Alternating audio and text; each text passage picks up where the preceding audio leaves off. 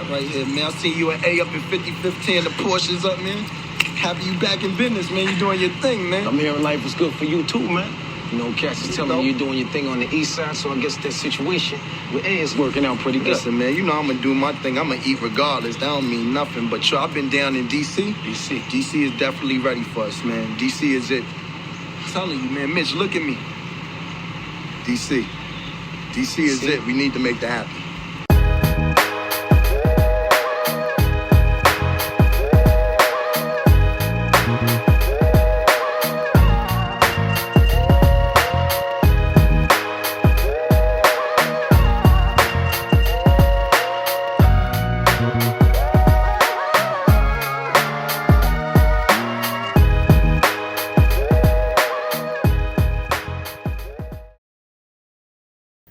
DC, Mitch, DC,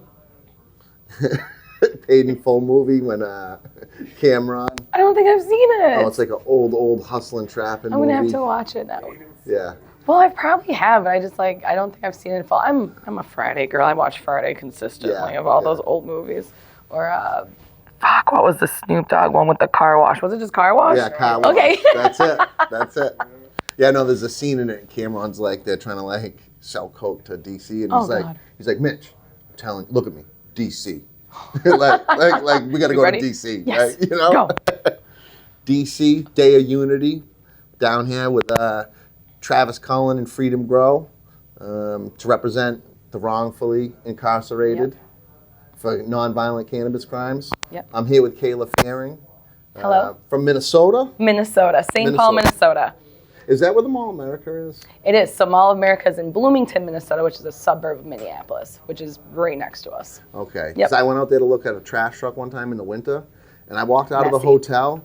It was like negative 30 degrees. Yep. It builds strong skin. Like yeah. Freezing. I think the coldest I've experienced was about that so far in my lifetime. Like you couldn't smoke a full joint outside the hotel. Like I remember it. I got off the plane. It was like 11:30, and it was like 12:30 by the time 1:30 in the morning. By the time I got to the hotel, and I tried going outside to smoke a backwood. I was like, holy shit! I can't even stay out here that long.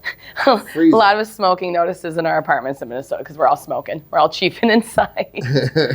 So no, but it gets cold there. I mean, otherwise we have 4 seasons, which is beautiful. We have an autumn, we have a spring, we have a summer. In the summer, it can get up to like 100 degrees, 99. It gets hot sometimes. So, but in the winter, it is brutally cold. Yeah, it was very cold. Yep. So what brings you to DC? So I'm here in DC to support Travis and Freedom Grow. I work with him in Minnesota with some cannabis advocating with Healing Fear Consulting, which is my brand. I do patient consulting, so I've worked with Travis on what brands work or what products work best for the customers that he works with out of his smoke shop that he has in Rochester, Minnesota. Laughing Waters, Yep, right? Laughing Waters. Okay. So me and him have collaborated a little bit with that. We've done a couple community fundraiser drives together just as brands. So we've had a good advocacy friendship now. So he asked me to come support him. So what made you get into trying to help people out with getting the right product that they need? Cannabis. Yes. So I've grown up around cannabis. My dad was a grower my entire life, so I've always seen cannabis as medicine. I loved it. I'm like, okay, cool, I'm plant medicine, that's awesome. But I was a very good athlete in high school and ended up going D1 for softball. And then I wanted to be a pulmonologist, which is a lung doctor. Yeah. So I was like, all right, I can't smoke weed. I should probably stay away from that.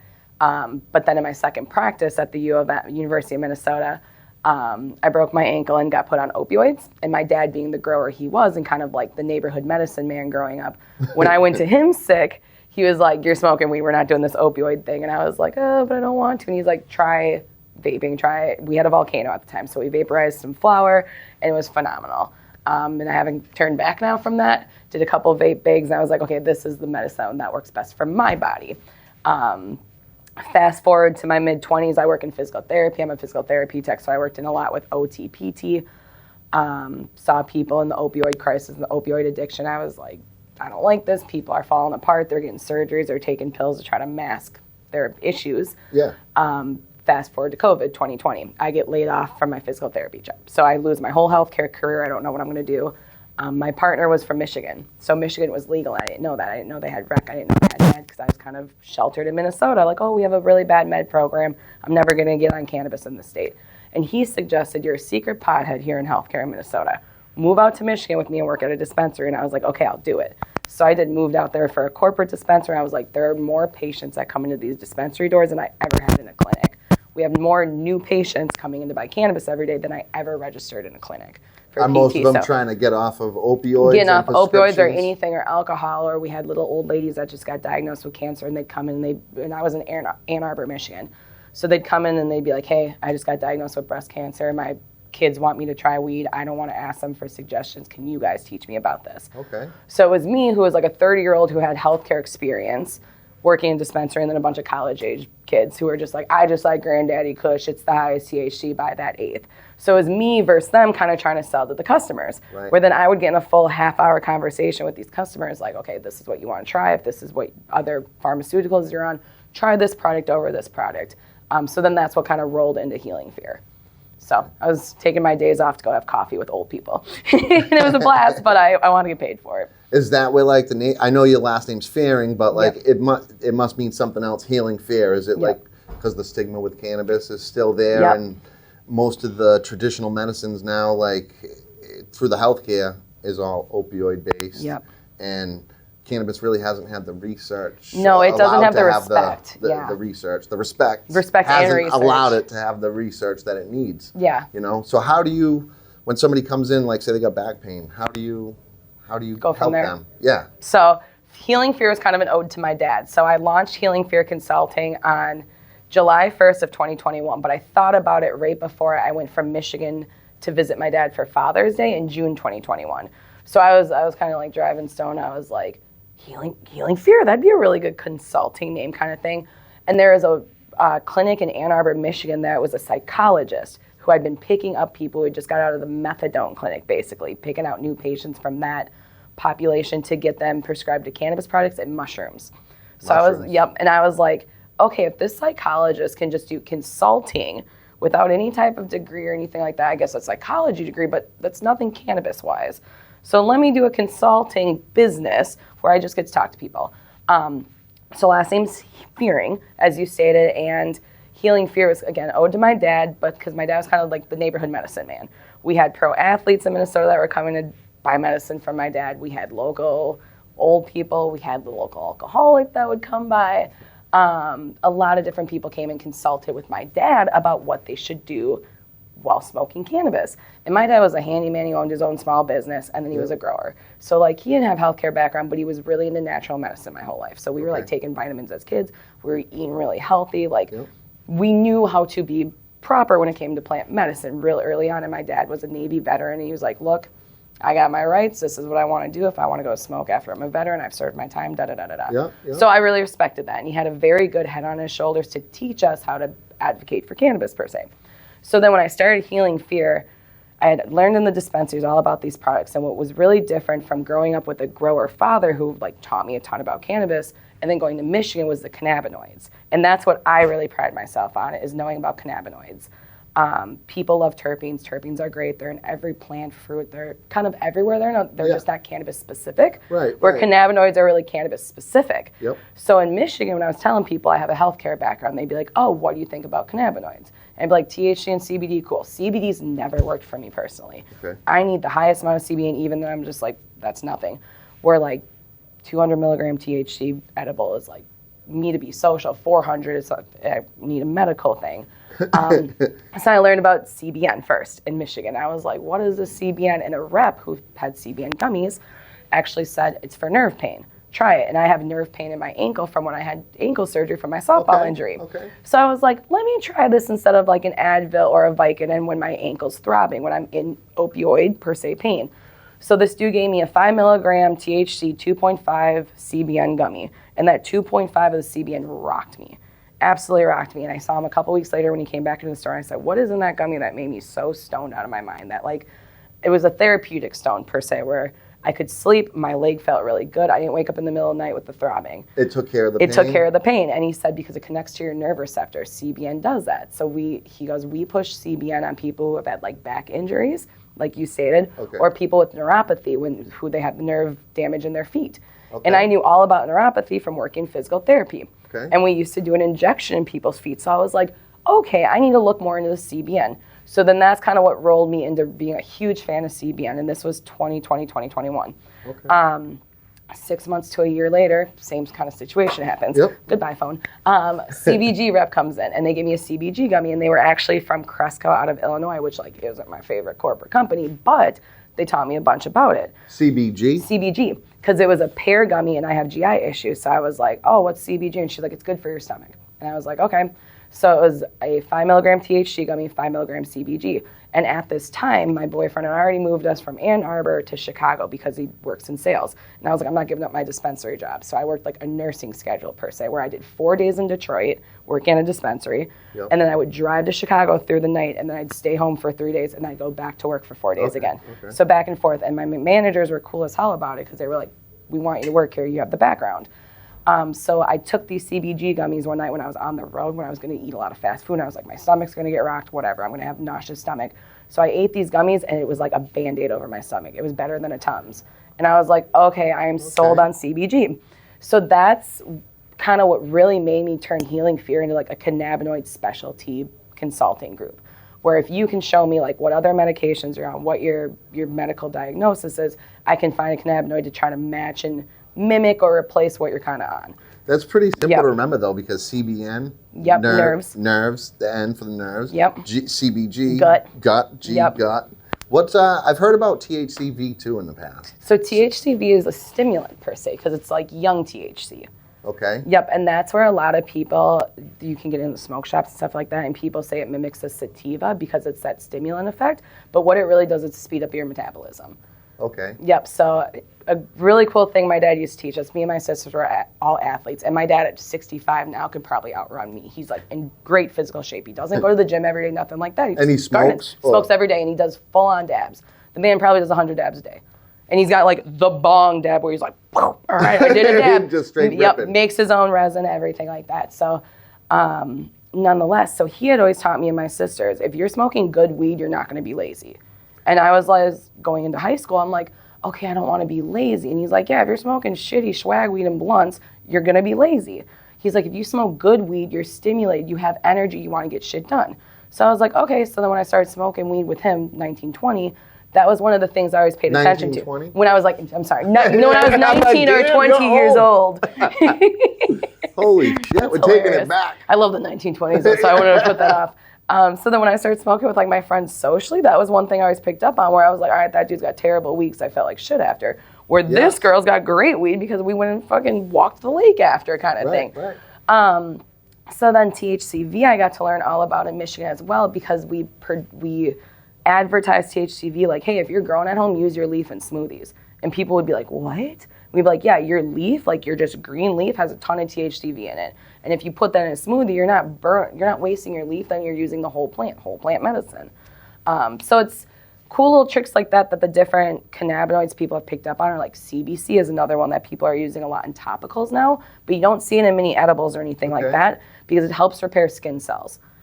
CBC? Yep, CBC. Helps so repair. C, cells. Yep. No shit. And then CBD is the one that's like kind of tricky, and I don't want to say it's gotten a bad rep, but it's got a misconception about it, where everyone thinks CBD is going to take the pain away, when in reality THC is the one that connects to your pain receptors. CBD only connects to your muscle receptors. So if you have muscle pain, yes, it's going to help with that to an extent.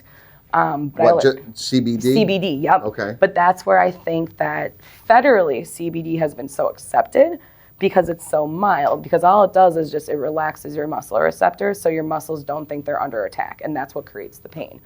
And that was where my physical therapy background really introduced me to CBD, and I was like, why doesn't it work for me? I don't have muscle pain, I have nerve pain and bone pain. So I was like, all my athletic injuries never were healed from CBD, but once I started smoking THC, I felt fine. Huh. So I kind of use myself as a guinea pig too, but it's kind of the whole healthcare realm of looking at the cannabinoids is something I absolutely love to do. So each cannabinoid does something different. Yep. Now there's THCV-A, right? Is that the same? That is an acid of it, so it's pretty much pre-THCV. You also have CBD, CBDVA, and then there's another one too that I'm blanking on now. But so there's over 113 cannabinoids that cannabis naturally produces that you could extract. Delta-9 too, right? Delta-9 is CBD converted into THC. Okay. And what's Delta-8?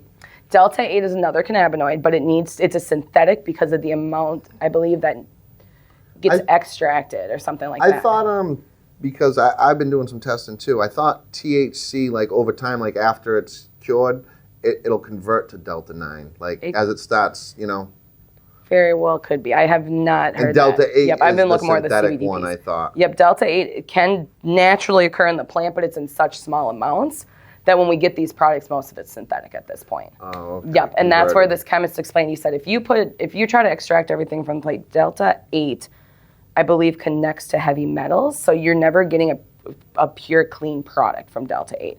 It's always some type of synthetic still attached to that molecule. And that's where I get freaked out and shy away from it, where I'm like, I don't want to touch a synthetic. Okay. I like my naturals.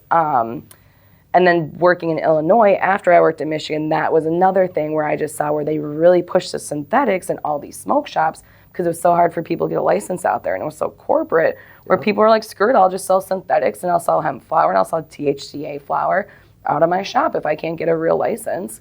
And the process for that synthetics too, right, to convert hemp into... It's expensive is what I've been told. Don't they distill it with like an acid? Mm-hmm. That's my understanding, that it's like a whole process. So I'm not sure why that's like been the big thing. And I think it's been the big thing because it's given everyone a foot in the door, basically. Be able to be like, all right, I can sell a cannabis product now if I jump through these loopholes to make this product. Right. And that's the argument too we're having a lot in Minnesota, where a lot of these people that make the products are like, it's the same thing. Where I can slam 5 of these Delta 9 sodas and not feel like I've smoked anything, where I can hit a blunt once or twice and be like, all right, I'm high. It's just a whole different feeling. Right. So, or even like an old-fashioned infused brownie hits me a lot harder than any of these Delta 9 edibles that I'm buying anywhere. Right, right. So. And you've done some work at the State House too, right? I have. So in Minnesota in 2024, I wrote the Minnesota Caregivers Law. So we actually, if you are a medical patient, you can assign someone as your caregiver to grow your home grow for you. And Minnesota did not have that in the HF 100 bill that they legalized in 2023. So, and that was something I looked after, like Massachusetts and Maine, with where I was like, all right, if Maine and Michigan and all these other states have caregiver laws, why doesn't Minnesota, when we pride ourselves on our agriculture and healthcare? Right. That's hand in hand what it is.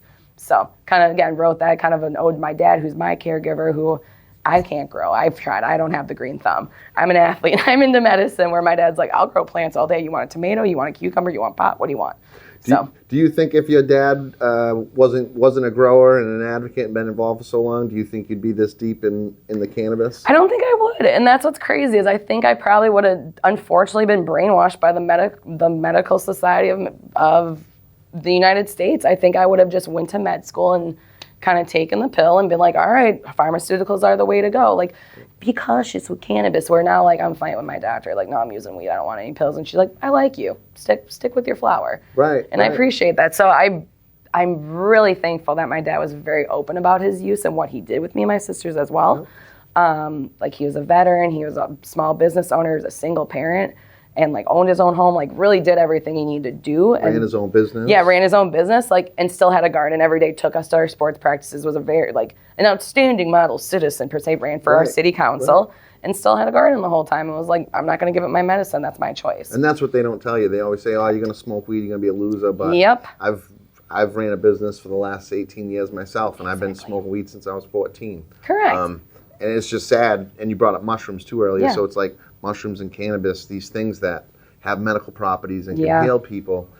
It's just it's shameful that they're just still pushed on the outskirts of the medical field, society. Yeah. You know, just still looked down upon. Yep. And that was the thing when I was in the University of Minnesota for kinesiology, pre-physical therapy, and I remember in one of my pre-physical therapy classes, someone brought up cannabis, and I was like ready to argue, like, I'm pro weed, let's do this.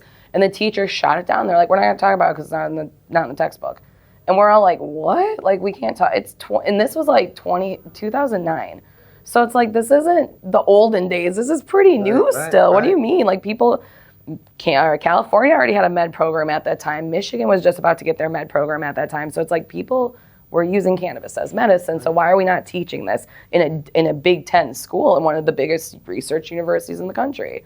And there's no research. And there's no research. And that's what's wild, is like, now I work in pharmaceuticals, and even my pharmacist, we have people come up and they're like, want to whisper, like, can I smoke weed on this medication? The pharmacist's like, legally I can't answer that, but you'll probably be fine. And it's just like, because it ain't gonna do shit. You should probably just smoke the weed and throw the medication in the trash. And that's, I mean, I was very fortunate. I got into the pharmaceutical program, an internship I'm in now, because they liked that I did the cannabis thing. They basically were like, we can't talk about this, but you can because you don't have a license yet. Come on and talk about it. And I was like, okay. Yeah. So it was another outlet to be able to consult.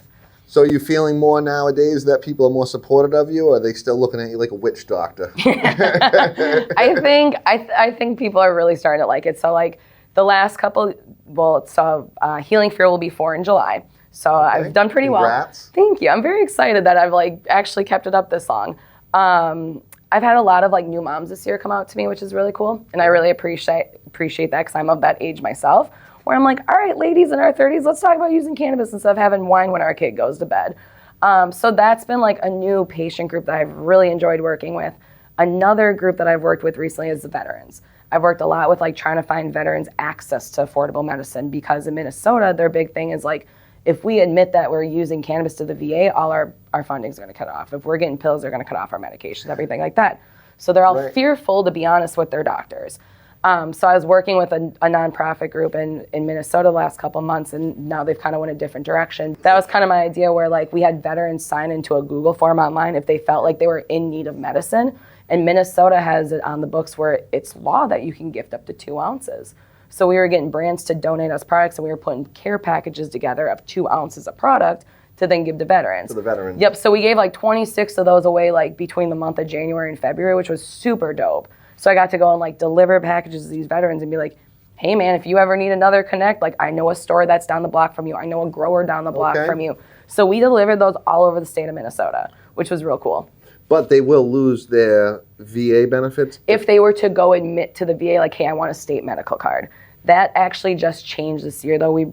The veterans can now talk with their doctor and consult that they feel like that's their best option. Then they can get a medical card.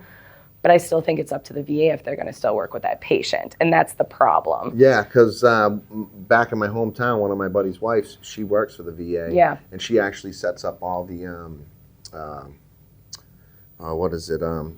she's on the medical team when they take the organs, transplant. Okay, transplant. She sets up the transplants for the veterans when they come available. She gets the hotels, gets this, that, and the other thing.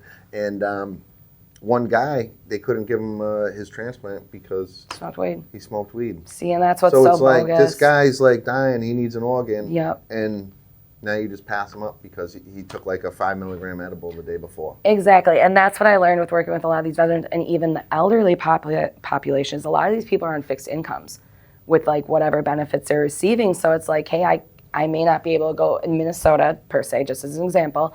Like they can't go buy a $45 bag of edibles that's only 50 milligrams every day if they're taking multiple edibles every day. It's not financially smart at all for them, especially if they're on a fixed income trying to support themselves in other ways. You shouldn't have to choose your medicine over anything else. Right. And that's also what I've seen a lot in like the pharmaceutical industry now, is we've had like little old ladies walk away because they can't afford their $400 pills.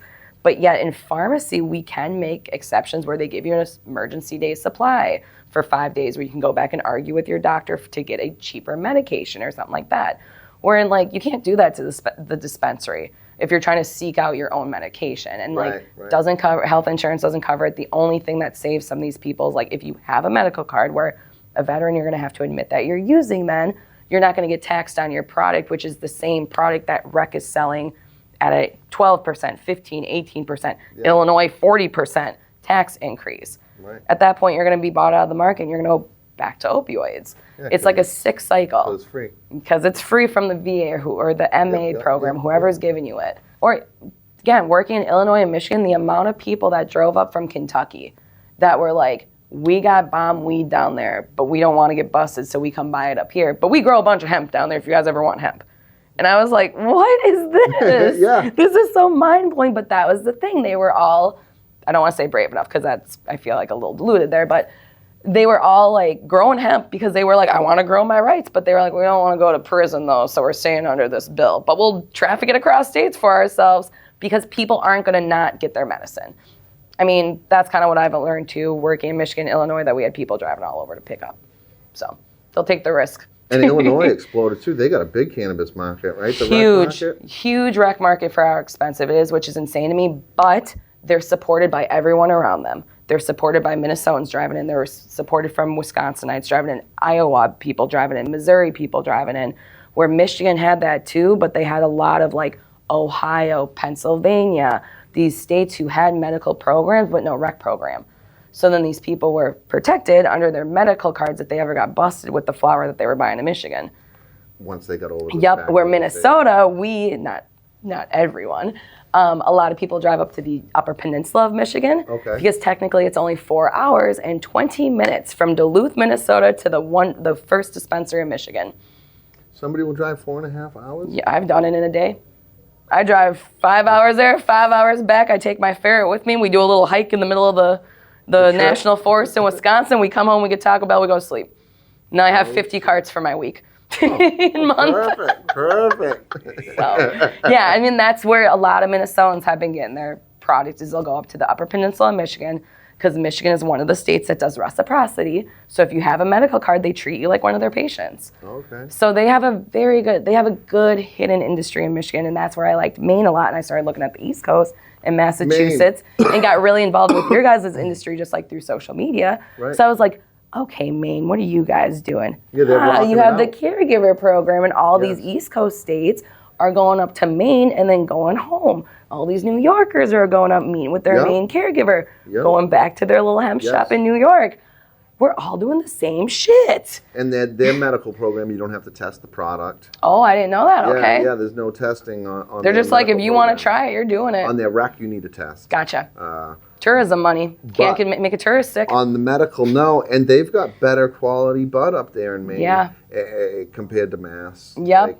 That's what I heard this summer when I went out to Massachusetts, because we bought, my partner and I went to like Michigan or Massachusetts medical supplier somewhere in Salem. Yeah. We were in Salem over there, and that's what they said. They said, yeah, we get a lot of tourism basically for rec, but all the medical people go to Maine. Yeah. I was like, wow, okay. Yeah. Same thing out in the Midwest. And that's, I tell my patients, I understand Michigan, Illinois, and Minnesota's laws. Those are like my Midwest states that I will travel through and go through for myself. Yep. And they're all so different. All three of them are so crazy different where I can just imagine the different other parts of the state. Like, you got Nevada and California and Oklahoma kind of all in a little chunk in Colorado right there that can drive between each other. We don't really have anyone in the South yet doing it, but it's all kind of becoming little groups. So that's how I look at it. Well, thanks for coming on and talking with us. Appreciate it, Trevor. You. Yeah. Good luck. Oh, yeah. Where can they find you? I am on Instagram, Facebook, all social media, healingfearconsulting.com as well. So, what's your IG tab? My IG is Healing Fear Consult because the cannabis bullies got my account suspended last winter. They Those bastards got me. Yeah, they're always getting shut down. They got me. So, yep. Healing Fear Consult on Instagram. You on LinkedIn? I am on LinkedIn. Kayla Fearing. There we go. I'm all over. Yes, she's there. Thank you, guys. Thank you.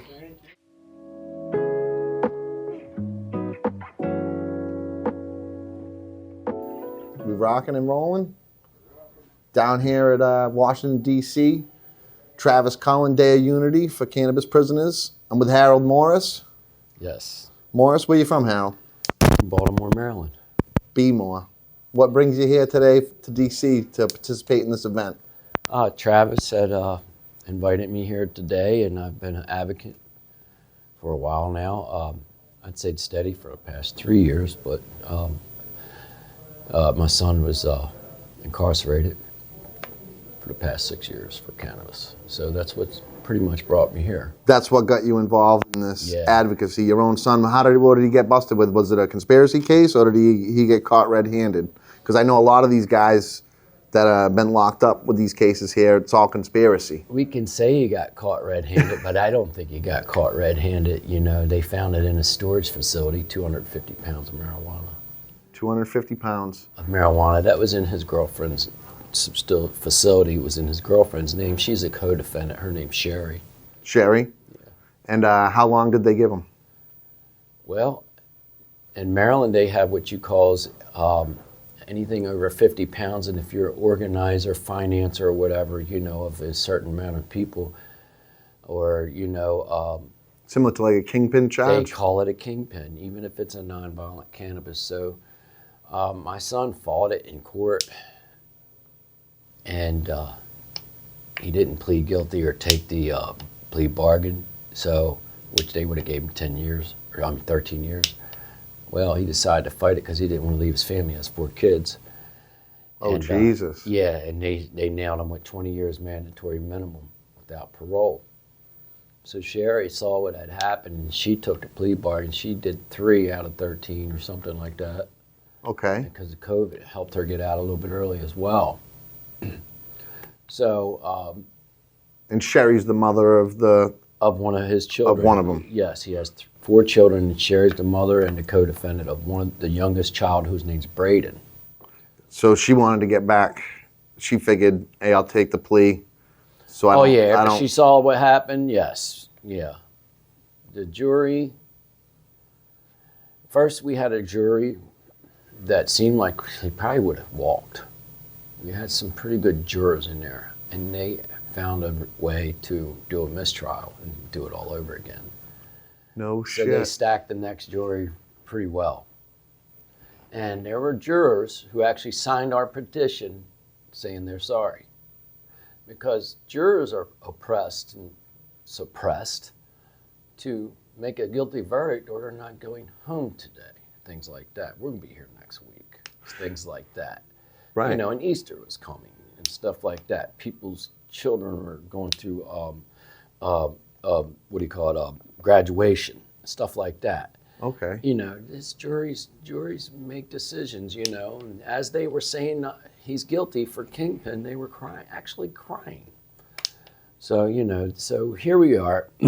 What brings me here and all this, so that's pretty much a short story of how all this went down. How old was your son when he got arrested? 30. 30. Okay. 30 He years has old. 4 children, and he was a very involved father, has 4 children, had them all in sports, had them in good schools and education, very involved. He was actually a baseball coach, you know. So, you know, the only thing, you know, he had a job as a HVAC contractor. Yeah. All his paycheck stubs went in the bank. You know, all his checks went into direct deposit, showing all the money he made was from his paychecks. They still took it. No way. Yeah, they still took it. He was denied of his during sentencing. He was denied of his forfeiture hearing. And they just took it during sentencing. Everything. So they didn't actually give him a chance to plead his case or show the check stubs? Nope, they just went on with the criminal case. There's 2 cases. It's a forfeiture case, and then they got the criminal case. You're supposed to go to a hearing for each one of them. Go to court for each one of them. At sentencing, before he even told him what his sentence was going to be, he said, we're going to forfeit everything right here, right now. The judge? Yeah. And while you're under the mercy of the judge, what are you supposed to do? Say, no, you can't do that. You ain't gave me 40 years yet.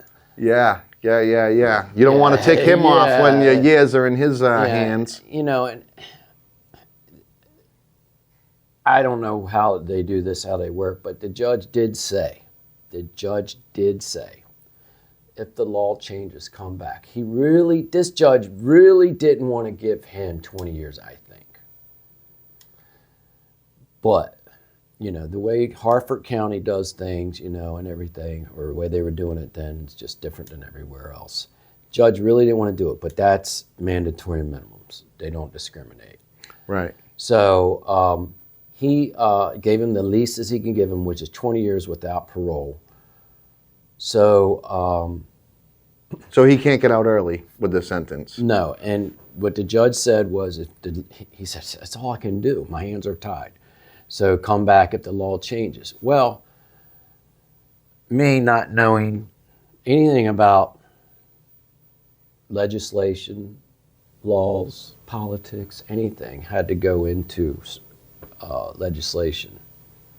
Because his lawyer told me the only way you're going to get your son out is if you change the law. I'm like, how do I do that? So I go down. So here starts the advocacy. What's that? Yeah, so pretty much.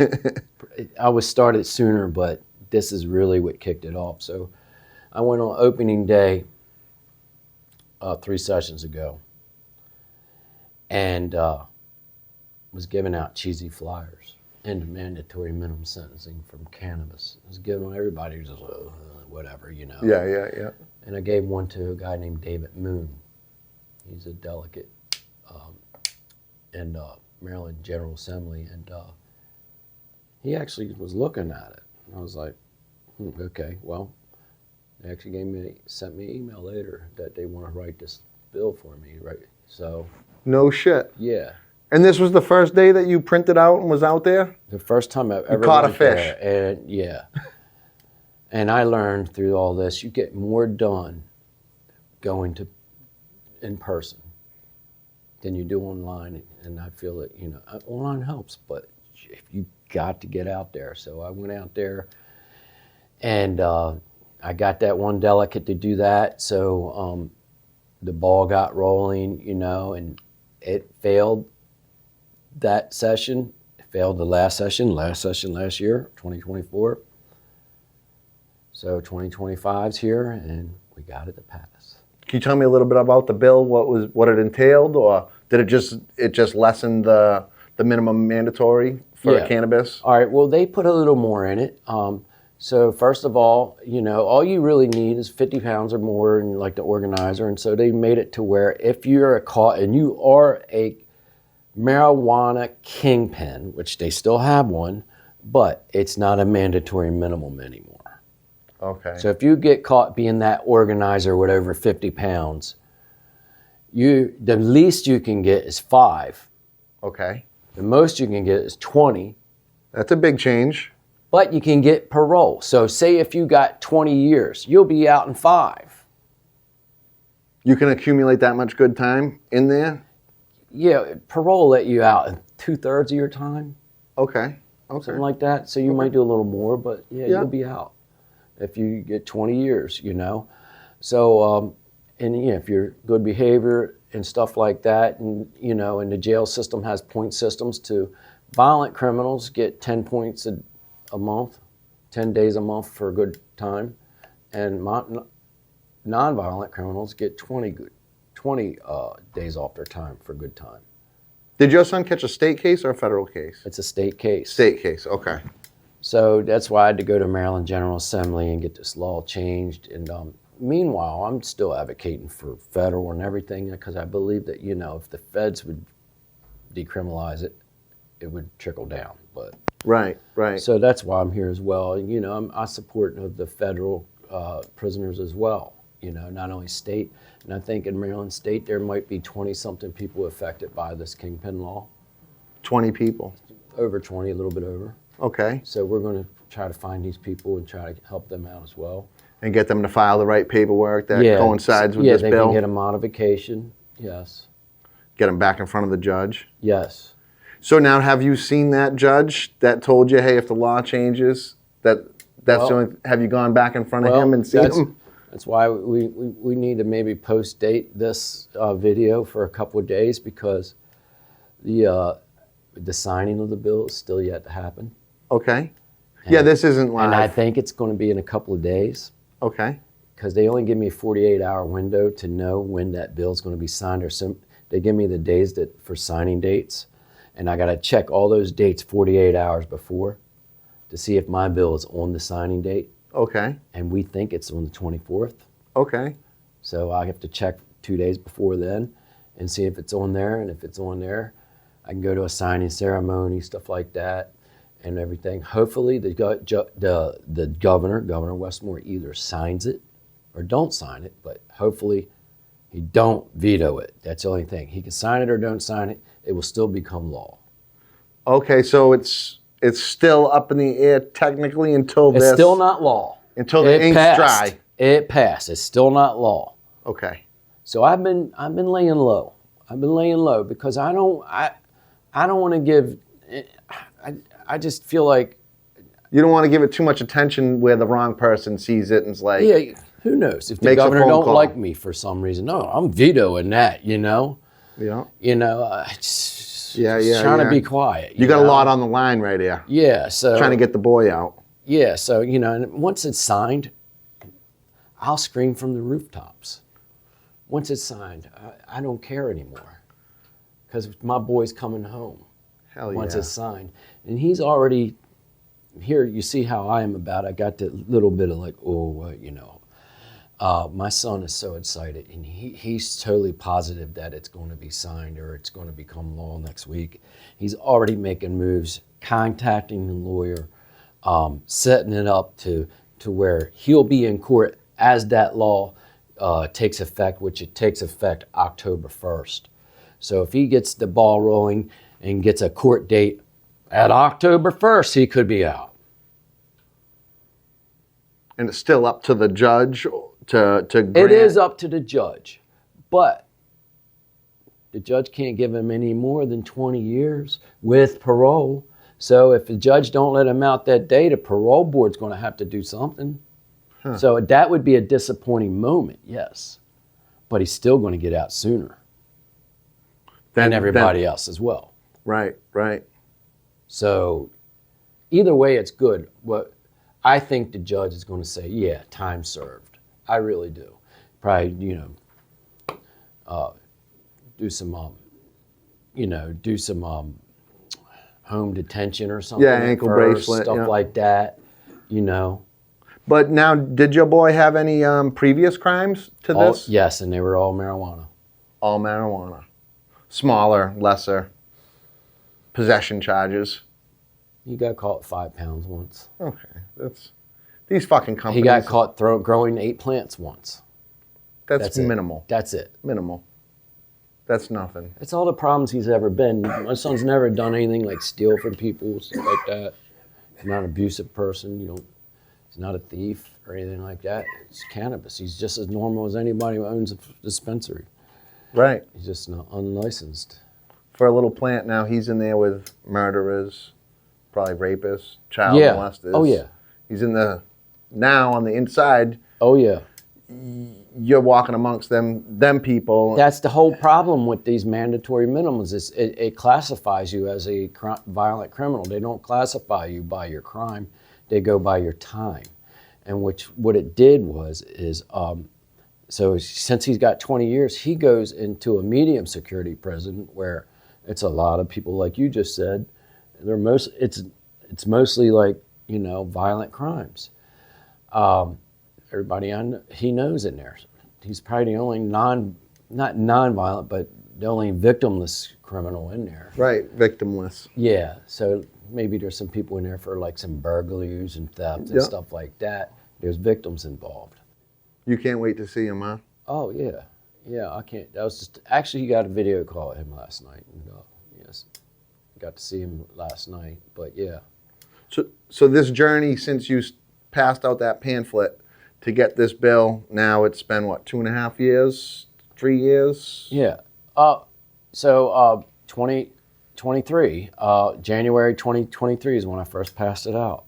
2023, so 2 years, that's about 2 years, right? We're going on the third, Yeah, 2 years and a couple months. Yeah. Now, is that an average time it takes usually to get bills passed, or because usually I thought 3 to 5 years.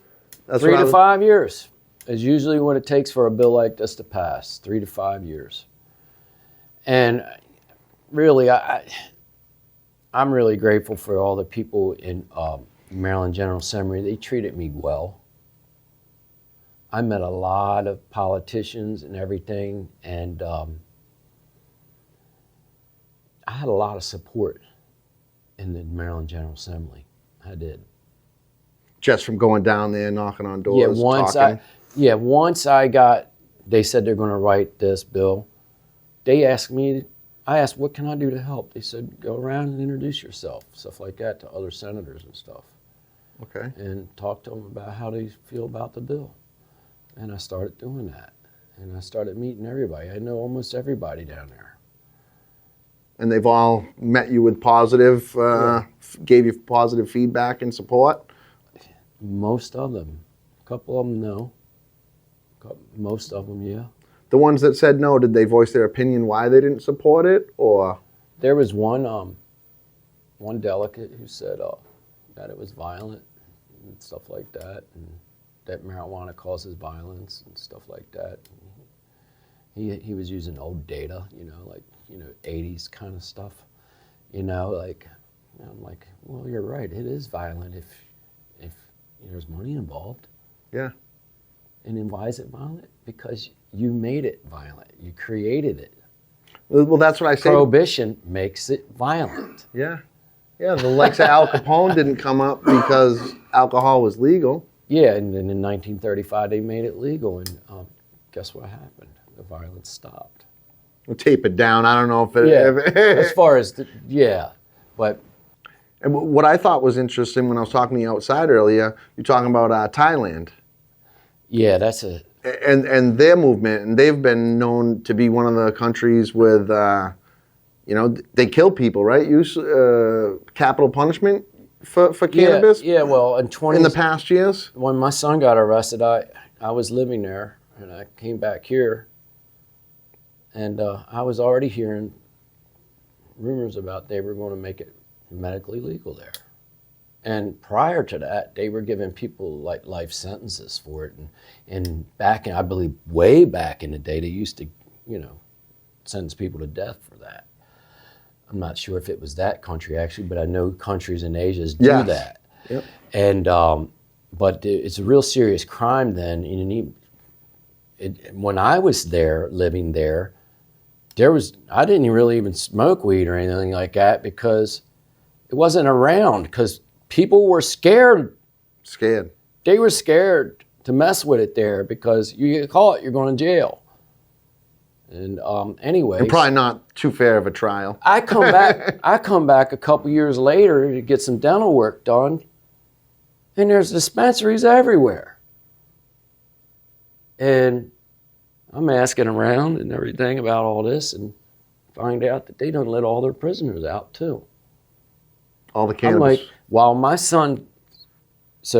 I went to America to try to advocate for my son, it was illegal when I left. When I came back 6 years later, or 5 years later, the prisoners were out, and there's 14,000 dispensaries.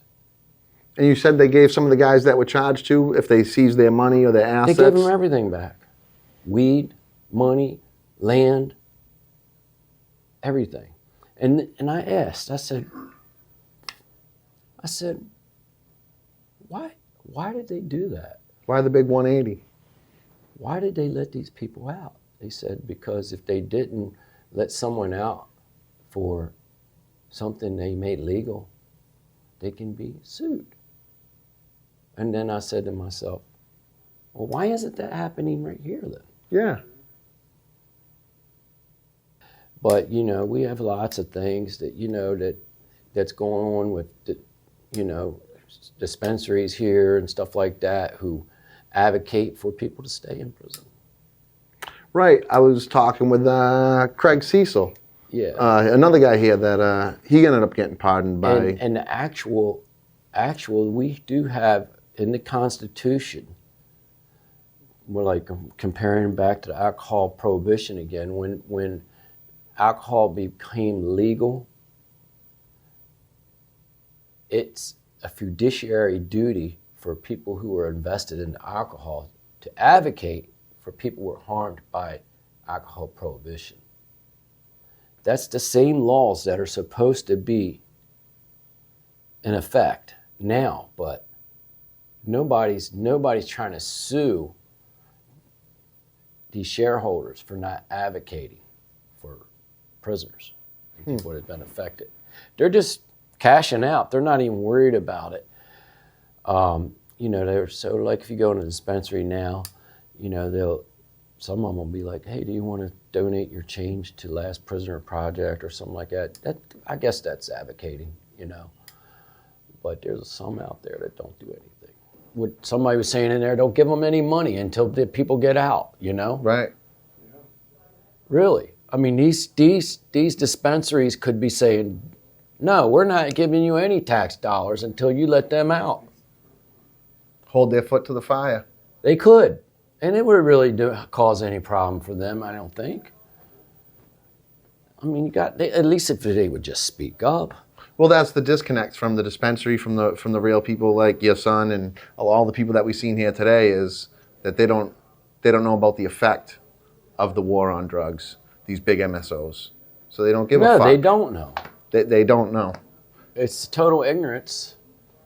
And, you know, there's some of them are that bad out there. Actually, there's a one, I ain't going to say who or what, but there's one in Maryland who was a illegal drug dealer before he got started. And after he got started, he started advocating to keep people behind bars. Fucking shame. That's a real piece of shit for you there. That's the opposite of what the movement started out to be. He lobbies to keep people behind bars. It's a shame. And you're out there lobbying to get... I mean, really, what's he worried about? There's enough room in this market for everybody. Yeah. What's the most negative effect that it's had on your family, your son getting arrested and put away? His 4 children getting scattered. My daughter has 3 of them in Florida. So his sister stepped up? They're with my daughter still in Florida. And they're getting lined up for college and everything. So everybody did turn out well, you know, for what happened. But it's sad that my son couldn't be involved with graduations, stuff like that. Sweet 16 birthdays. And I was just having the conversation with him on the phone just last night. We agree that you're starting over. You know, I mean, you're going to have your family and all, but he's going to start over. If he wants to do a family thing again, he's going to have to start over again. His family's grown up. They all grew up while he was in there. So you can't get that back. They can't get that back. And that's been the driving force of this whole thing. And, you know, fathers and mothers, they care about their kids a lot, you know, and it doesn't matter what your kid did illegally or whatever, inhumanely or whatever, you're going to love your kids. But if my son had done something bad to someone, hurt someone, murdered someone, raped someone, some kind of crime that there's a victim, I wouldn't be here. You still be in Thailand? Yes, I wouldn't be here advocating for him. But being sentenced for cannabis only for 20 years is crazy, and that's why I'm here. I'm not going to, my son does something bad, I'm going to say, look, you got to take care of it. You got yourself in there. You made your bed, you lay in it. You got yourself in there, but this was just wrong. Right. This was just wrong. So. Well, I appreciate you coming on and talking to us. Yeah.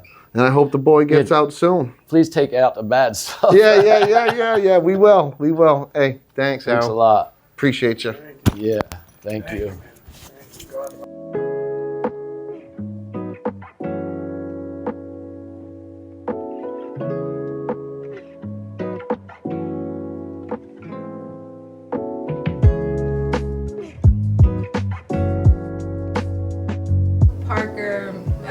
Natalia and Corvette Cooper, we went to trial. Everyone else cooperated until we all ended up with like the most unjust sentences.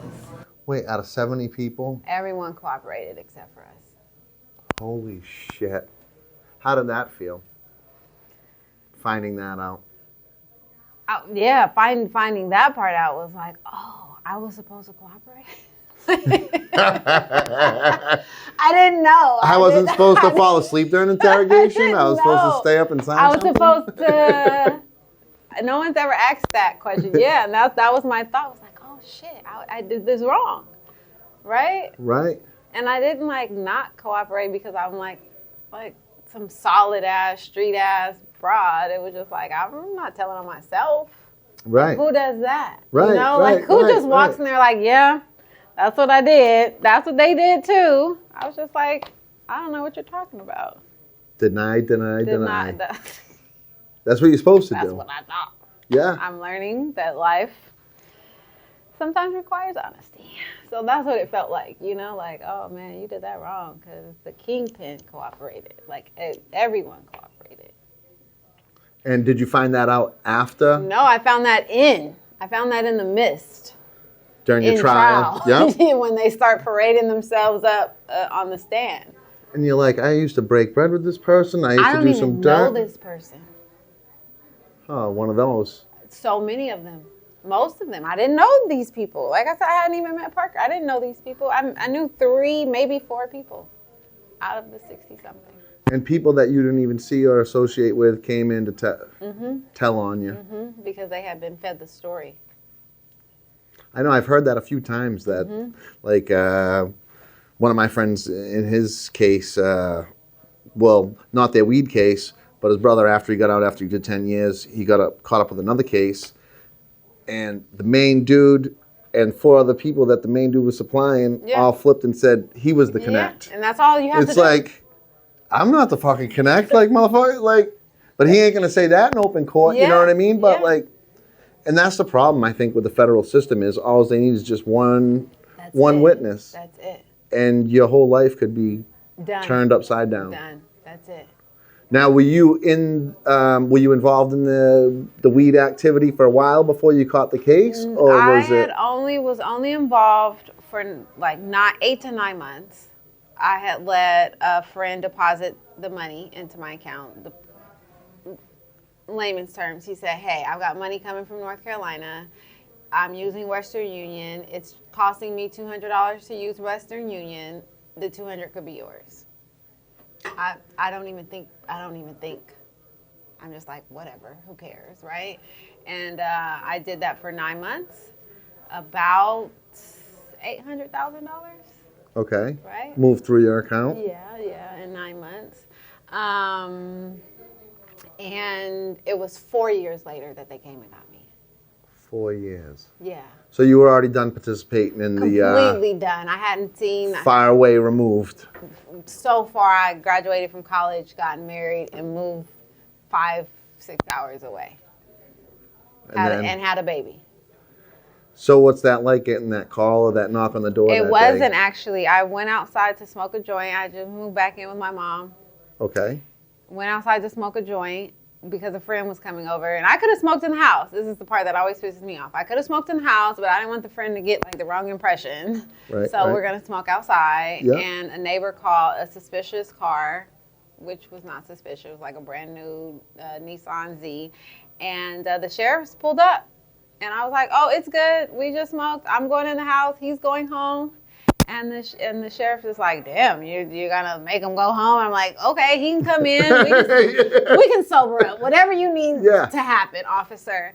And he runs his name. And I don't have my ID on me, which I think was a big thing. Because I didn't have my ID on me, he ran like a more extensive search.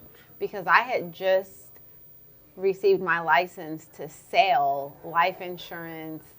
Like I had just got fingerprinted and did all of that and passed, no problem. The background check. Check, no problem. Okay. So I think on a state level, it was booming. I didn't have my ID, so he ran a more extensive. And then he says, you have a warrant from ICE. I'm like, ICE? I'm screaming outside, and I'm like, Mom. And so she comes out, and all he can tell is it's ICE. And my mom's like, I have her birth certificate. She was, yeah, right, because isn't that to do with citizenship? ICE, yeah. And so I still went to jail, like, not knowing. He cuffed you right there? He cuffed me right there. For the warrant? There's a warrant, ICE, that's all he knows. So I'm in the county for a couple days, and then I get arraigned. And then I learn you have a warrant out for conspiracy with the intent to sell over 100 kilos, 0 to 20 years, conspiracy to money laundering, 0 to 20, and then structuring.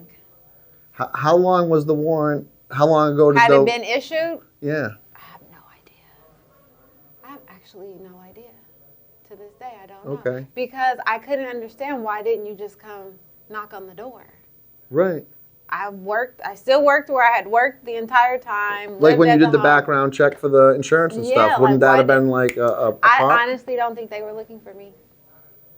We were some of the last people on the indictment. Just by happenstance. That's what it feels like. Who knows? They might have come and kicked in the door at some point. But it really felt like you guys weren't even looking for me. Bad day to go outside and smoke a J. Anybody else? I'm like, you can come in the house. Yeah. My bad, bro. I should have invited you in. I should have invited you in. Yeah. You weren't trying to lead them on. We gotta sit outside. Yeah. Yeah, I did. I know you're not gonna get the wrong idea, but I don't think they were really looking for me. At the time, there was 3 of us still at large, me, Natalia, and Corvain. Corvain ended up getting life. They may have been looking for him and then was hoping that I would cooperate, and I didn't. So they gave you the max then? Yeah, and they gave him the max, yeah. I think I might have maybe skated or gotten dropped off the indictment if I had cooperated. You don't look like a person who cooperates, though. I know. You don't got it in you. I really didn't. I didn't know, though. I didn't. Yeah. I just have a lack of respect for authority.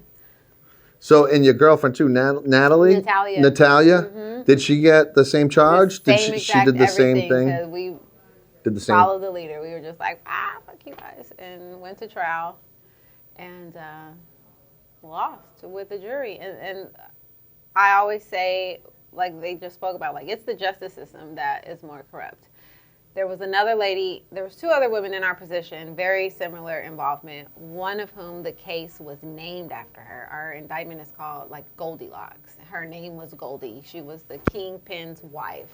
Okay. And she got less time than me. How does that work? Cooperation. There was another lady, very similar, who ended up getting 6 months because she got up and testified. And I don't even know that her name is Francine Williams, right? Okay. I had read her paperwork. That's all I knew. I didn't know her. When I get to trial, I go into the women's restroom and watch. I'm like, oh, that's cute. You know, like I'm so friendly. I'm talking to a stranger in the bathroom. And then I go and sit in my trial, and she walks up on the goddamn stand to testify against me. I don't even know you. I really just spoke to you in the bathroom, unbeknownst to me. And that interaction would have showed that you had no idea who this fucking person was. Who this lady was. And she got up and testified, and she got 6 months. So I never thought that I went to jail for weed. I went to jail for not cooperating. Not called cooperating. Blackmail. It's called 87 months, 7 years, 3 months. And how long until after you got out did you start really doing the advocacy thing? Not until I got fired. I came home. I had no intentions of touching, smoking. Like, the feds had done their job in convincing me that I was a terrible mother, a terrible person. Look at you. You're in jail because you like to play with knuckleheads and smoke weed. Yep. You know, like... You like excitement. A little bit, you know, but I'm also like a trust fund child. Like my grandfather's, all my college was paid for, set up. Like I have no business in fucking prison. I have a resume and a degree. And so I come home like I'm done. I'm scared straight. And then I went and got a job right back doing what I was doing at the Omni Hotel, which is like one of the most prestigious. Yeah. Right. And I got married at an Omni in Boston. So you know, right? And I'm so proud of myself. And I thank God that he delivered me because the salary was like $50,000 a year. But coming out of jail, I was like 50. You've made it. You've won. And 2 months into the job, someone Googled my name, took it to HR. And at the time, there was an article written by ICE of like all my convictions and like named a couple of the prisons that I was in. And the HR lady she doesn't even know what to say. She just sliced the article across and was like, is that you? I was like, well, there's not many Evelyn LaChapelles. Like that was my exact response to her. Like, there's not too many Evelyn LaChapelles. And she's like, I've run your background check after reading this in 5 different states. It's all come back clear. How do you explain this? I was like, it's really nothing to explain. You've run your background checks. I haven't lied anywhere. I don't have anything else to say about it. And they terminated me. I won a little bit of cash from that termination. And then wrongful termination. Yeah. And then I jumped into advocacy. Because I mean, what else am I supposed to do? Be a waitress for the rest of my life? Right. Like that was my thought. And so I had ran into an organization at that time that was just starting, and so I became the face, shared my story, and continued to do that. And then I realized that I can go stand on a stage, tell my story. And I've been in a room where people are like, we're donating 15, we're donating 20. They're talking thousands. And I've watched like 100,000 be raised off of my 12 minutes on stage. And then that same organization say, thank you for coming, dinner's on us. Oh, and for 100 G's, you gonna get me a dinner? So then... You're still getting screwed over. Right? And so then I launched the Weed Lady, which is my cannabis brand, because I was like, I have to find a way to make money off this story. Yeah. Like, instead of making it for other people. Instead of, how do you watch 100,000 go into somebody's pocket and they're like, but you can go have a fancy dinner, you know? And I'm thinking I'm doing something because I ran up a $300 bill. The bill would have been a little bit higher if I was in that situation. Right, There would have been 30-year scotches getting ordered, some cognac, some Louis, give me the steak and the lobster. Yes, all of it. All the sides. No, just all the sides. I was excited that I ordered 2 desserts. I remember I was like, I want to try both. You know? Yeah. And so that's the whole menu would have. The whole menu would have been done. Huh? So that's what sort of like put me in it. And now that I'm like, it's not as stable as I need it to be. I don't have medical insurance. Like, I still need a good 100,000 out of, you know? Yep. I can't because I've run my name so heavily through the cannabis industry. So now any employer that Googles me sees, oh, Evelyn was in jail for weed, she smoked, she tells her story every day. She, like, you Google Evelyn LaChapelle and the first thing you see is the Weed Lady. Yep. And it's like, oh, you can't go back to corporate.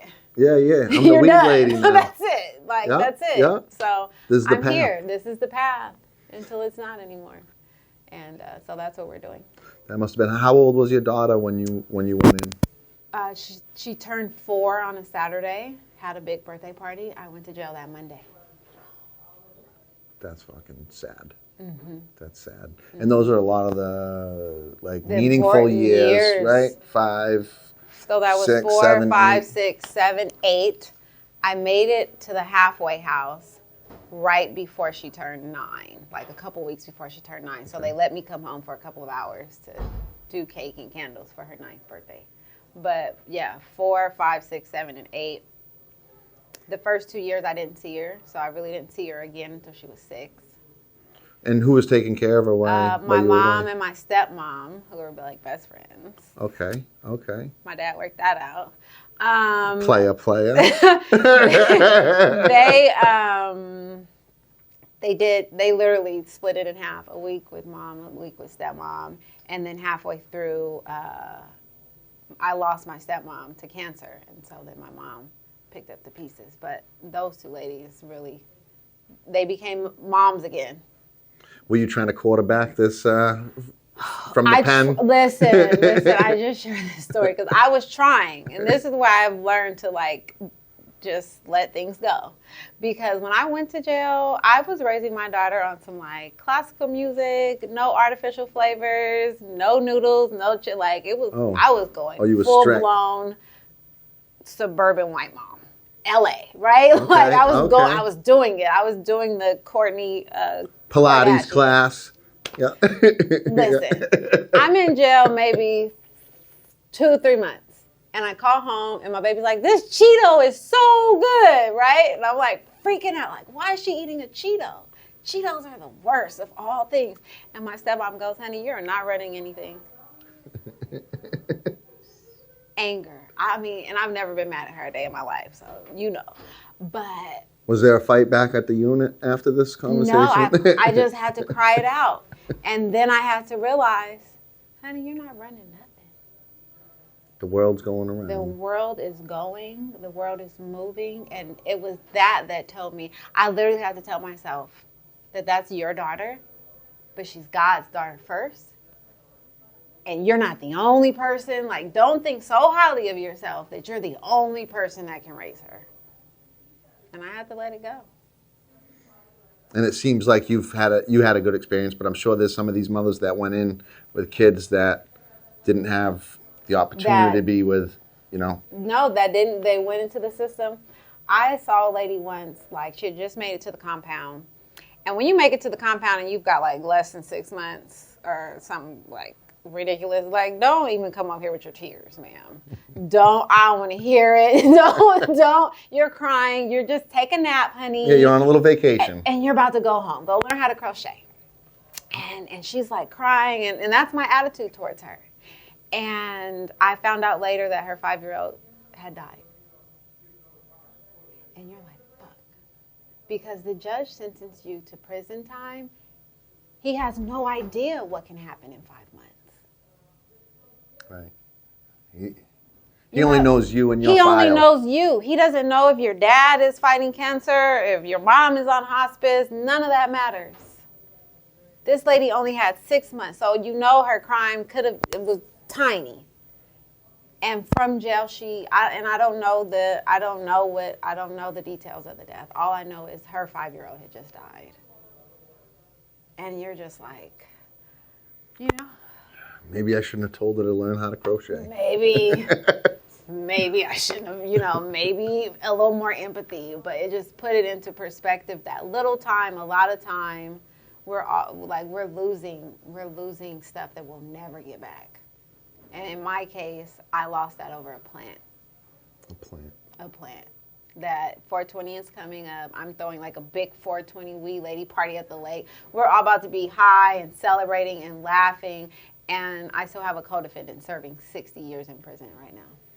Parker, right? Parker. Yep, Yeah. Parker Coleman. Parker Coleman serving 60 years in prison. He's been in the shoe, I think, for like the last 2 months. And we're about to have a party about weed. And he got sentenced when, was he like 26 years old or something I think like he that? was younger than that. Right? 24 maybe? Yeah, all of his 30s for sure. I think he was like 24. I think he was younger. Again, I met him after the case. Yeah, I think he was early 20s. Because I think he was only like conspiracy, right? It was all conspiracy. He didn't get caught with anything, and it was maybe 1,500 pounds or something, or 2,000 pounds. That you didn't get caught with. 60 years, though? Is bananas. 60 years is a life. Yeah. Most people don't live to 60. If you're starting in your 20s, that's life. Yeah.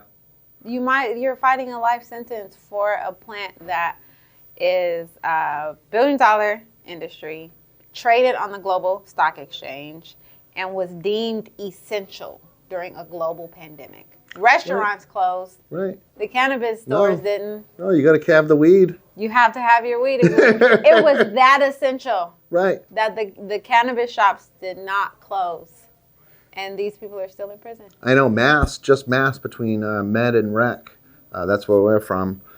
Last year was $1.8 billion in annual revenue. Just 1 year. There. Just one. So you got like what, 30 plus states now, either rec or medical. Yeah. And that's just there. When's it going to end? And it's not, right? Like, and so. Yeah. Do you feel you're getting anywhere with this advocacy? I don't have any faith in our government system, justice system. I think it's the luck and the God that you serve. Do I feel like I'm getting anywhere? I honestly don't think this gets us, my personal opinion, anywhere.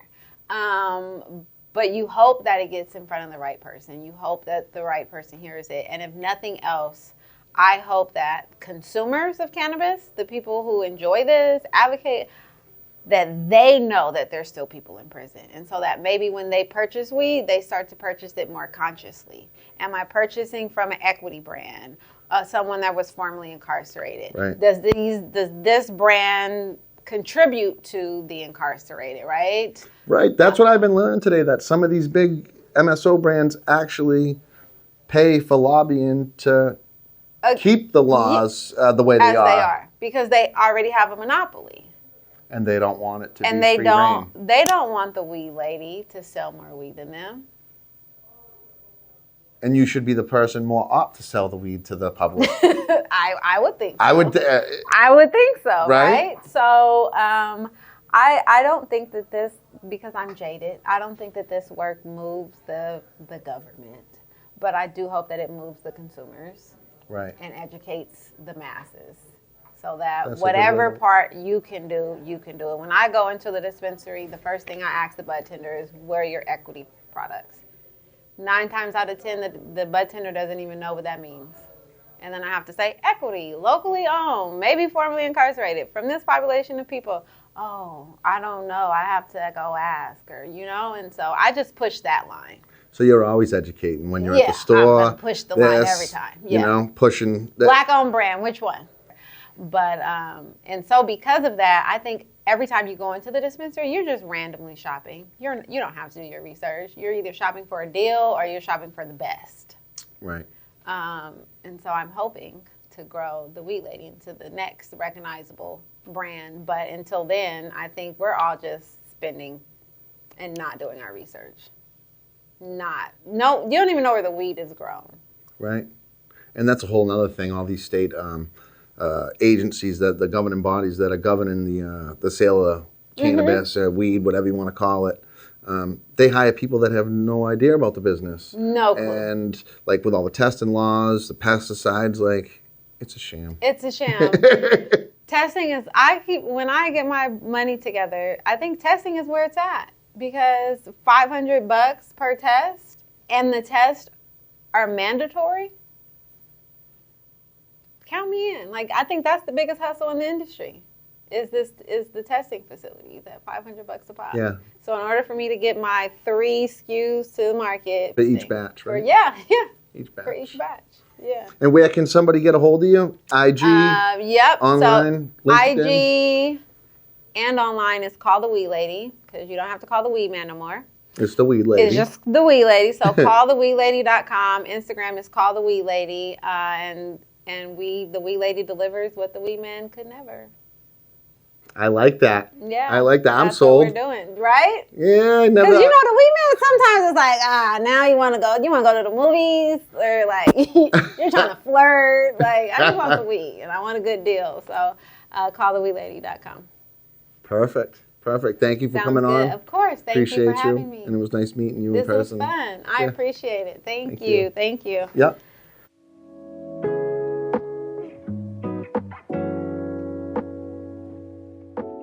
We're here in Washington, D.C. Yes, Day we are. of Unity, put on by Travis Cullen and Freedom Soda and Freedom Grow. Well, you're here with Craig Cecil. I'm here with Craig Cecil. Cannabis, nonviolent. Got pardoned by Trump Yes, I did. during his first run. His last half day in office of his first term. And how long did you get a life? You had a life sentence, A correct? sentence of life without the possibility of parole. For trafficking cannabis, Well, no, for conspiring to distribute cannabis. conspiring. That's the charge that most people in federal prison are convicted under. Okay. What a conspiracy is, it's an agreement between 2 or more people that a crime be committed. Okay. The crime doesn't even have to be committed. But how they convict somebody of conspiracy is if you go to federal officials and say, Craig came to me and we talked about that, hey, somebody ought to kick this guy's butt. We would both be guilty of conspiring to assault. And that's all they need to prove a conspiracy conviction is one person in the conspiracy saying, yes, we agreed to this. Yes, just one person, because my friend caught a weed case in 2002, and that's what he said. He goes, it's a joke. They can match anybody in there, and as long as they say, hey, yeah, I sold so-and-so 200 pounds 6 years ago. Here you are. You can get charged for conspiring to sell 600 pounds. Am I right? Absolutely. And they don't really have to have much evidence to corroborate it either. All they need is a person saying that they entered into that agreement with you, even if the crime was never committed. It's the agreement that's the crime. How many years did you do up until you got pardoned? 19 years. 19. 19 years. And I left home when my kids were, one of them was in 8th grade, one of them was in 4th grade. So you had 2 kids Yes. when you got sentenced? Correct. Oh, that must be tough. It was. And unfortunately, my kids left without a father. My son turned to drugs, and at 23 years old, he died from them. Oh, Jesus, I'm sorry. So that makes it even harder knowing that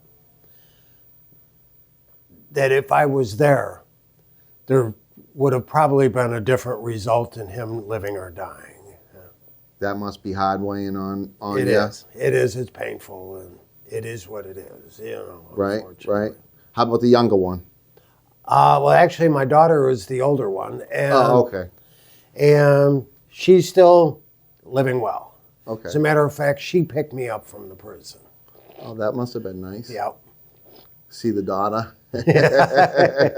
Now, were you married at the time when you caught the case? No, I was divorced, but we had the right relationship as parents. We didn't support being married together anymore, but we were always both at the kids' stuff, and we had no issues with how to raise the kids. Yeah. But then after the charge, did things change? Or Well, because I, of course, wasn't there to care for the kids. I Right. wasn't there to pay the Right. bills. I wasn't there to, all those things. Yeah. Yeah.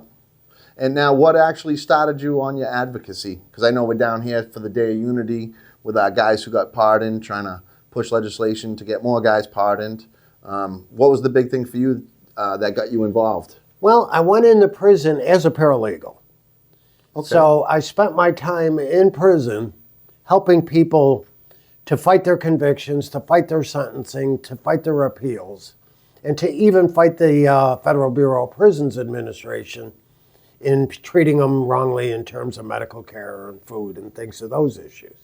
So I spent my time in prison being a prison advocate, and that was the best thing ever for me. Because I refused to belong to a group or gang or whatever, a car as they call it in prison, because you ride together. Yeah. I never did that because I wanted to be able to help people from every group Yeah. based on whether that person, by their personality, by their issue, I wanted to help them or not. But what that did is, since typically in a federal sentencing issue, it takes about 2 years to fight that case. The gang that person was a member of made sure I was safe so I wouldn't get locked away in the protective custody or something and not be able to fight their case. Oh, no shit. So I actually ended up with protection from really all the gangs. No shit. You played it smart in there. The other thing I did, unfortunately, is being the knowledgeable one about the law. If a particular gang had a new member come into the prison, they'd check his tattoo, they would call his home group to make sure he belonged to that gang. But to check and make sure that he wasn't a rat, he wasn't a sex offender, something like that, Yeah. I'm the one that had to check the paperwork. Okay. If the paperwork was wrong, I, of course, had to tell him. I couldn't tell the person, you better run for protective custody. And like in one case, this person had ratted out 2 other gang members who both ended up with life sentences. So maybe some people got hurt. It was, the ultimate hurt. But they were rats, so Yes. it is what it is. Now, you didn't rat, you didn't plea out, you didn't make Everybody no knew deals? my record was clean, Right. And was this your first offense? Yes. First My only offense ever. Only offense ever. Yes. Life. Yes. You didn't murder nobody, you didn't rape nobody, you didn't... Nope. They even Nothing. admitted I didn't receive any financial benefit from the marijuana. I didn't, buy or sell it. I just repaired the trucks for a company that used their trucks to haul marijuana. That made me part of their agreement to distribute marijuana. Even if you didn't know, you could have been a mechanic working this is your I regular mean, job. to be honest, I admitted they told me that they hauled marijuana. And I'm like, I don't care. Don't bring it here, Right. Wow, huh? Because I told them straightforwardly, I don't care what you do with your trucks, Yeah, that's none of my business. I'm just here to Just get don't paid bring it here, to fix them. No shit. Do you think you would have made a different decision if you could go back in time? No. Would have No. done the same thing. Just because I was doing an honest business. I didn't care, what they did. And my decision to rat on them saying that this and that so they could be convicted of conspiracy, I wouldn't do. It was just beyond, what my pride would allow me to do. Right. You're a solid man. Not many.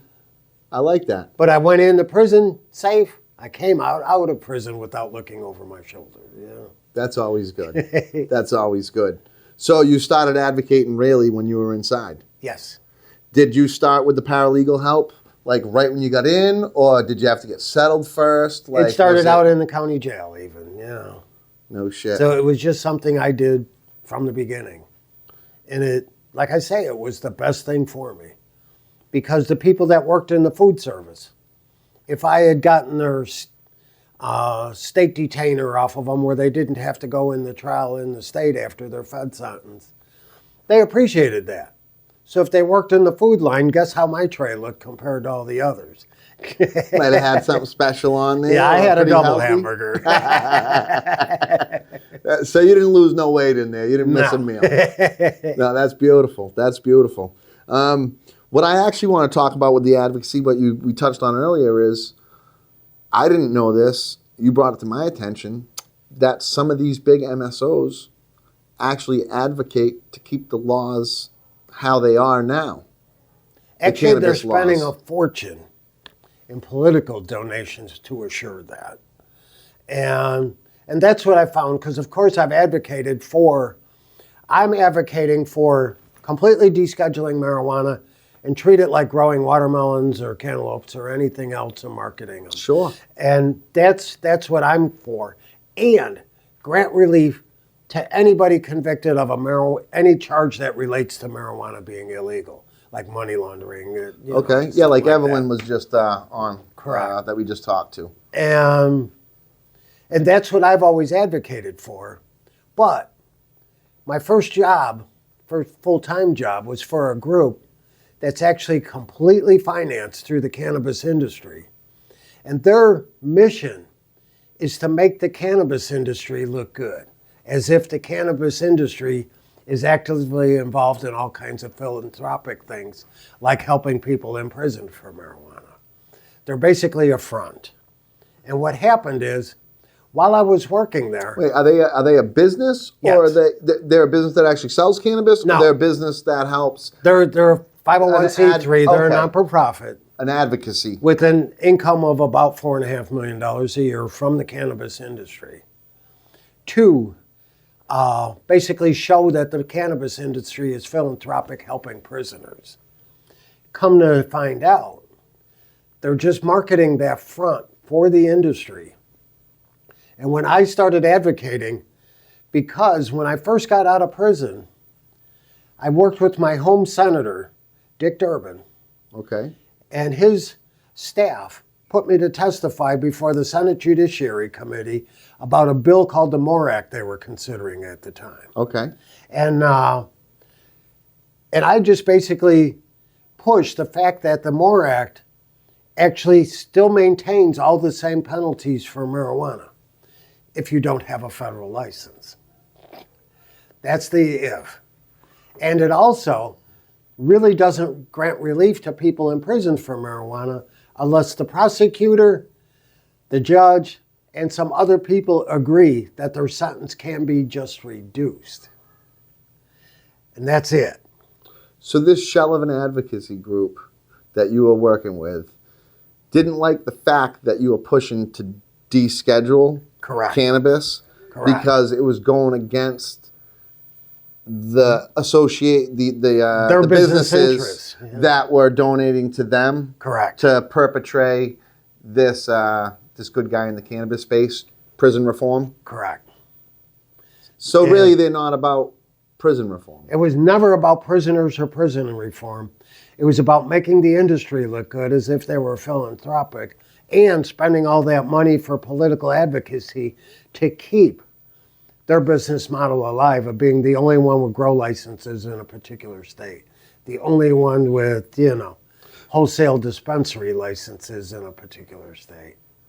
So these big companies that already got their footprints on the state level, they're trying to keep this federal law the way it is because they already have most of the majority of the licenses, so they don't want to see anybody else get them.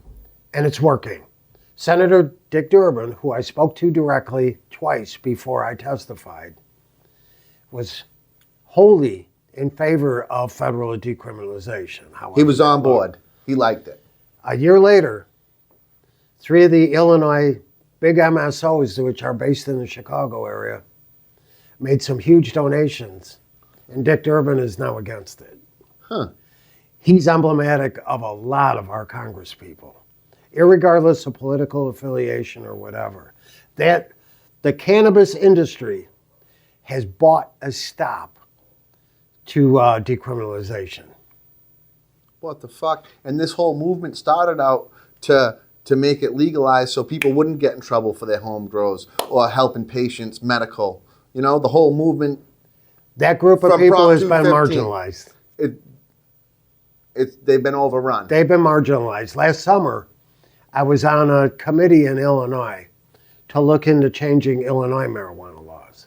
Okay. And this group met twice a month, and we discussed, different things. Again, it got sidetracked by a bunch of these huge MSOs that kept pushing that just leave it the same and no more licenses getting issued in Illinois. And that committee somehow convinced the 2 Illinois House of Representatives members that started this to just be on board and leave all the laws as is. Because if you go around the country, a lot of these, the smaller operators, the in-state operators that got to market, most of them are struggling and can't make it. Struggling's an understatement, Right. But some of these big MSOs that are now controlling wholesale licenses throughout, certain They states. can afford to not make money for a little bit because they got the investors Yes. behind them. So the other thing is they are part of, and I know in Illinois, the biggest part of getting people prosecuted for illegally selling marijuana. They have their own investigators of who's competing with their dispensaries. They provide all the films, all the evidence, and all that to local law enforcement. And Illinois' prison population of people convicted of distributing marijuana has very rapidly gone up since the beginning of 2020 when recreational marijuana became legal in Illinois. So they're going after the black market people. That are competing with the But they're really not with the competing- donating market. But they're not competing with them because they don't have the same quality as cannabis on the black market. You know what I mean? Like Unfortunately, the black market has better according quality. to I'm actually not a user, but according to my many friends who are, and even the people that I know that work in these dispensaries, buy their own personal cannabis off the street. They say it's better and cheaper. Yes. Yes. The limitations that they're putting on the growers is hurting the quality of cannabis. And I just think most of them don't know how to grow. They don't understand it. No. For instance, in Illinois, somebody like me with a cannabis conviction is not allowed to work in the industry. What? Yes. And a lot of states are that way, but Illinois, and I've tried everything. And that's like a progressive state, right? Like, wouldn't Yes. Massachusetts, And if we you- have a special program if you've been convicted, had a drug crime for cannabis, where they allow you for this social equitable program, but it's kind of like a bullshit program just to like pat them, the politicians on their back because they make it so expensive for the start and entry point to get in that not many people that have been in jail for the last 20 years who got out maybe 4 or 5 years ago, they don't got $3.5 million to get one of these licenses. Well, in the Illinois social equity license, I actually picked it up and people were helping me with it. And oh yeah, you qualify. I picked it up and I got to page 1.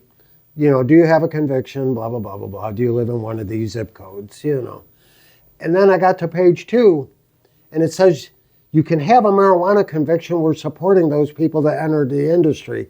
But no marijuana conviction can have over 30 grams involved. Otherwise, you're disqualified. How many distribution charges do you hear of less than 30 grams? Wait. It's almost like This when is Illinois law. It's almost like when Biden pardoned all the misdemeanor felony charges, right? He pardoned all the simple possession. Yeah, felony simple possession. And you saw all the people go home from prison for that. None of them, right? You saw all the people that can own guns now because of them. Because they removed the conviction. None. You've seen all the people that could otherwise get jobs that they couldn't get without a felony. Nope. So because they never actually removed the felony. So you can get into the space As long as you had a conviction with less than 30 grams? That you could qualify under their social equity program, but you also needed to show over $2 million in liquid funds to start your business and It's a bunch sham. of other, yes. It's a sham. It's a sham, but they put out there, we have this huge social equity program. See, so in Mass, they're all failing. So they take 15% of all the tax revenue collected from the sales tax of cannabis, and they put it into this fund. And now all these social equitable companies are getting grants up to $500,000. But it's like a welfare In program. Illinois, up to $750, yeah. It's like a welfare program for weed companies because the market they created is completely fell on its face, and a lot of these people wouldn't even be business. So you trap these people into getting delivery licenses. Two-driver rule in Massachusetts. They just finally corrected it. Now it's one driver. It just went in effect this year. But for the first 3 years, you got 2 drivers to deliver an eighth of weed. How are you going to be profitable? And like I say, I think our biggest problem is the only money in the cannabis industry is fighting everybody else from being in the cannabis industry. And I think that's a problem we have to find a way to overcome. Do you got any names? You got any names of these companies that are actively paying for to? Well, I know one big one in the Chicago area is a Cresco company, makes a lot of donation to politicians. And those Do politicians, they publicly put those strings attached? I've never seen it, but what do they want? What's in their best interest? Right. More licenses? More federal? Because think about if federal cannabis suddenly became descheduled. Would the grow operations in Massachusetts still be viable with what they can do in California? Probably not. And look at the California licenses. All the licenses they granted in the last 2 years were for over a 40-acre grow. Did they have in mind intrastate consumption from that?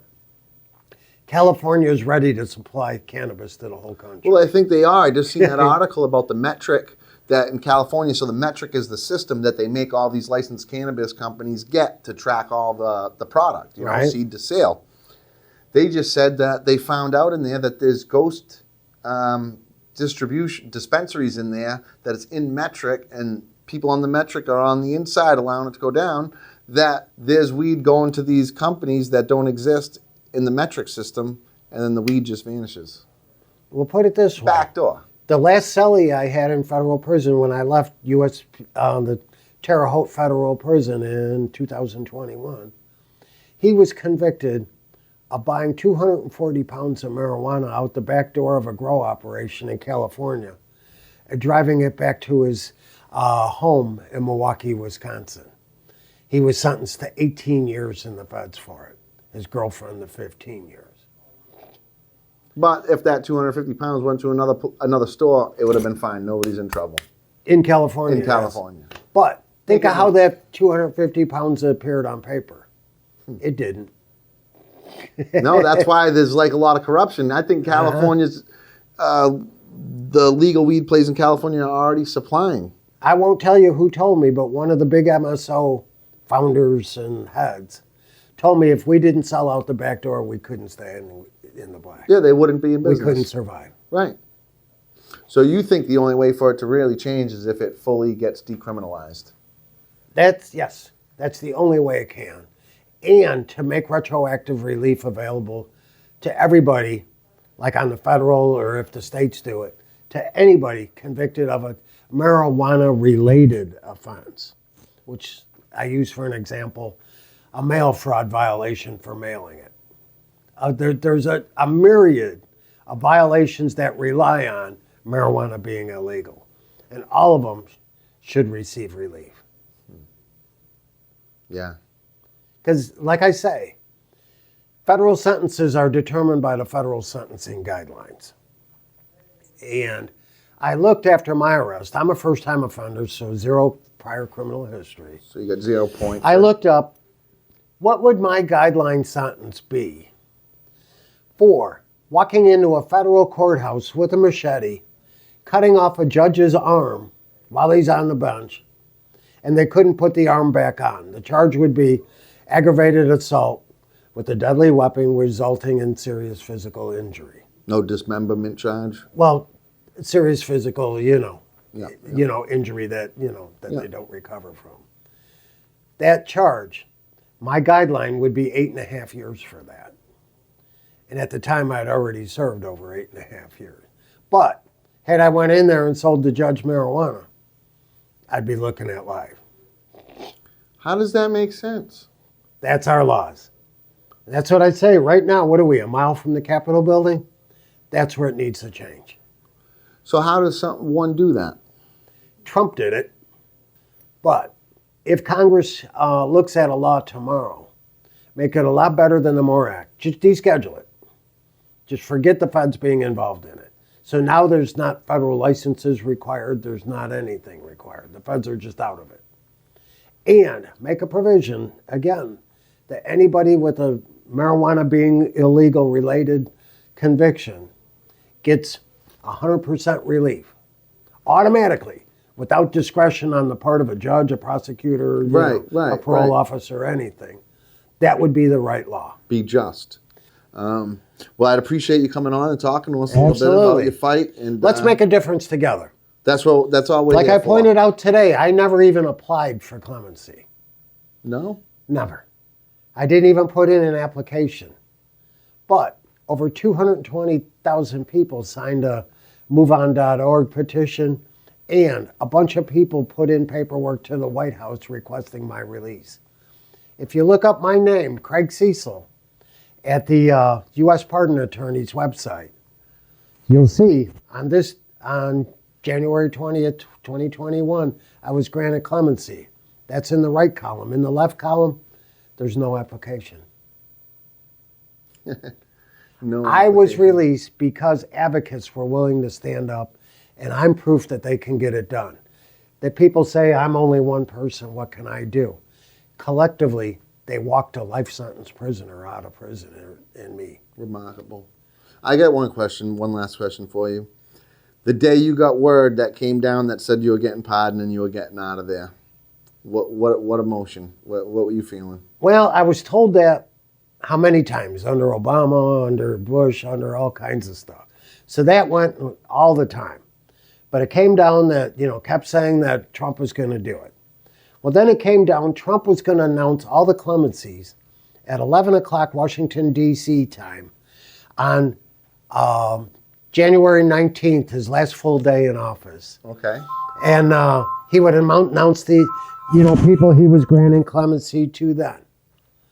What happened is all this January 6th stuff all blew up, and he was fighting that stuff all day long. He was on a tirade on the news even that day. He was having a really bad day. Oh, you didn't think it was going to We got all the way to 11 o'clock at night. There was no announcement. I just went to bed saying, I'm fucked. He's not going to do it. And at 12:05 a.m., I got the call from Ivanka Trump saying he granted it. No shit. So she actually woke me up from sleeping to hear that. So you've talked to, was that the only time you've talked to her? Yes. Hey, you're getting out. Her exact words were, this is Ivanka Trump. My father, the President of the United States of America, has commuted your life sentence for marijuana to time served. What, did they wake you up to take the call? It was 5 minutes after midnight. So you were sleeping? And it was her. Yeah. And she went on to a little stuff that we believe that, if you're released, that you can really be a, productive member of society, blah, blah, blah. She made a little small talk. And she's like, oh, gotta go, bye. But that was the last time. You haven't been in talks with her? And I had no relationship with her before then, Oh, shit. Wow. So what was the feeling? Elation, Glad. My daughter, come and get me. Well, thank you for coming on. Appreciate All right. you. We'll get together some more. Yes, absolutely. Now, is you working? Do you is there any way people get a hold of you to try to help advocate? Like if somebody at home, anybody that sees this, yes, what can they do to help? And there are two ways they can get a hold of me. Is my phone number 630-432-0958, or my name, Craig Cecil, CraigCesal @gmail.com. And I work with the Second Chance Foundation, and we're still doing all we can to help prisoners. I don't have 100% of my time to devote to it. I have a full-time job working for a law firm, but I help, as much as I can. Well, I appreciate you. Thank you. I'm glad you're home. Great. Hey, take care. Thanks a lot. Thank you.